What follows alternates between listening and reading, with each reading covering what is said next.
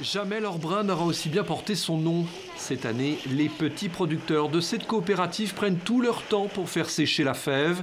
En 2015, la récolte de cacao a une nouvelle fois été excellente, même si moins bonne que prévu, en raison des intempéries et d'un mauvais stockage. Et le prix du kilo de cacao pourrait lui s'envoler. Je vais garder un peu de mes fèves de cacao et je vais aussi en vendre une partie. Les fèves restantes, nous allons les vendre d'ici la nouvelle rentrée agricole quand le nouveau prix sera fixé. Avec une récolte de cacao autour de 1,75 million de tonnes, la Côte d'Ivoire pourrait bien tirer son épingle du jeu dans un secteur en crise. En effet, si la demande est de plus en plus importante, la production mondiale de cacao est en baisse. Son concurrent direct, le Ghana, affiche les pires récoltes de son histoire, avec une chute de 20% par rapport aux années passées. Actuellement fixé à 1,15 €, le prix du kilo de cacao pourrait passer à 1,52 € en Côte d'Ivoire.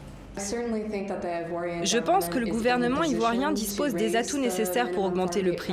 Si nous suivons le mouvement du marché international, les prix du cacao ont bondi par rapport à l'année dernière.